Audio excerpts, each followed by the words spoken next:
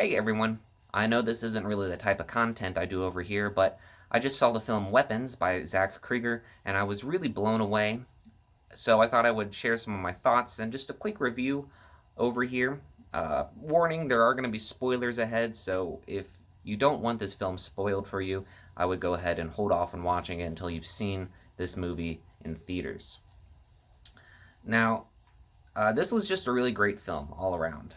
I think the suspense uh, was really prevalent throughout.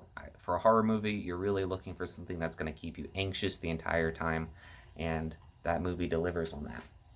I also think that all the performances in this film are pretty solid. I don't have any huge complaints, even from the child actors in this feature. Oftentimes you'll see in movies, child actors, they're doing their best, but they're maybe underperforming a little bit, especially when they're performing alongside Emmy and Academy nominated actors. But I do think that the kids hold their own in this movie and deliver really great performances that are needed for the parts. I've been reading a lot about this movie online after I saw it. I do like to wait until after I watch a movie before I go out and read any reviews. I like to go in kind of being able to form my own opinions about the movie once I see it, right? So I saw a lot of uh, reviews and people online discussing about how this is an allegory for school shootings. And while I do think that's a pretty valid interpretation, I do think that there's support for that there in the film. I just find myself, if that is the directorial intent, I find myself wanting a little more from the director indicating that this is the allegory we are supposed to be comparing it to, right? I, there's obviously similarities between a classroom of children disappearing and the scene where the dream sequence with the AK-47, but I don't necessarily think it's entirely clear cut with that. And so I've been struggling since watching the movie to kind of bring out some other type of interpretation. And if you have any thoughts or ideas, feel free to leave it in the comments below, because I don't think it's quite as simple or straightforward as, oh, this is how a community reacts to this type of collective trauma towards children. Uh, I, I do think that there's a little something else there that's right on the tip of my tongue, and I'll be thinking about it over the coming days, and maybe I'll post a follow up once I can articulate it a little better. But these are just my fresh thoughts and ideas, almost directly after seeing the movie. Another thing, okay, and that's interesting. So I read about that a lot online uh, after driving home from this movie. One thing I didn't see mentioned at all by anybody, on IMDb reviews and Letterboxd reviews, was this really incredible technique that Zach Cregger employs for this film. It's the 21st century, and when you think about film as a medium, you are, and you ask yourself, how can we expand upon this? How can we push boundaries? You're kind of limited as to how you can break new grounds. And I think one recent example was Coppola's Megalopolis.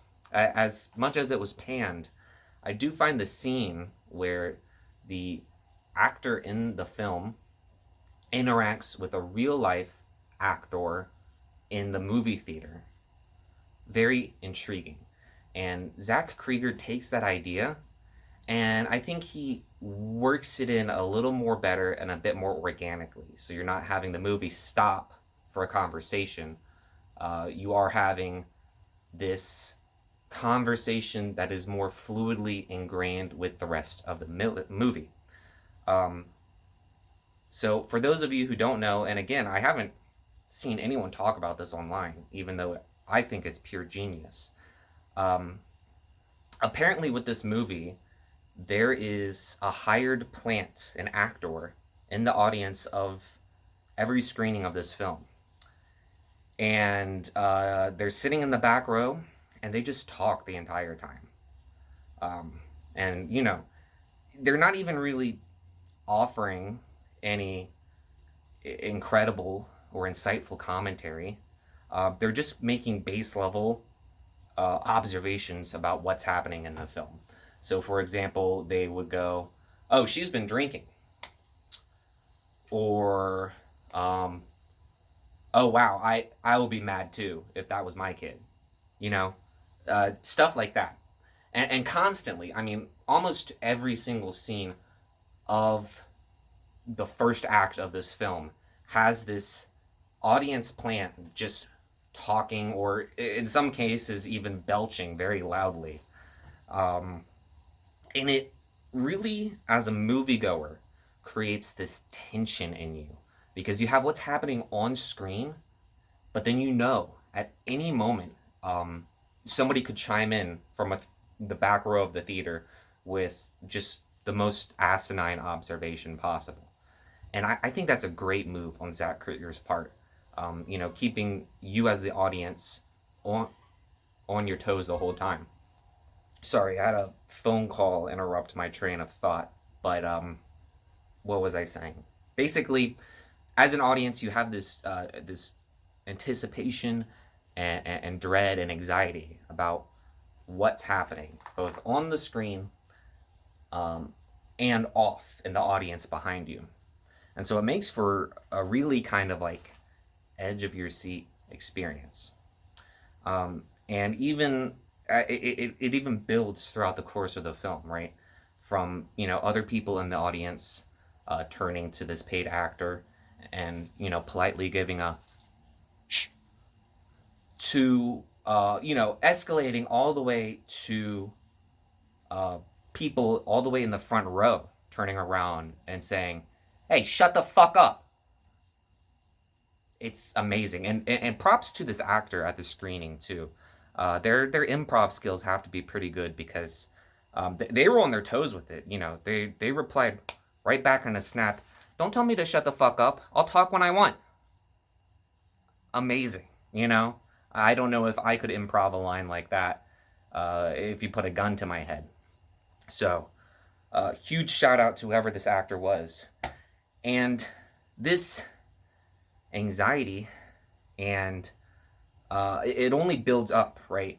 Because by the end of the second act of this film, it gets to the point where the movie theater itself is in on this bit. They're bringing the actors in and they're bringing the actors out. They have one of the people on staff for that screening come in and start a confrontation with this actor.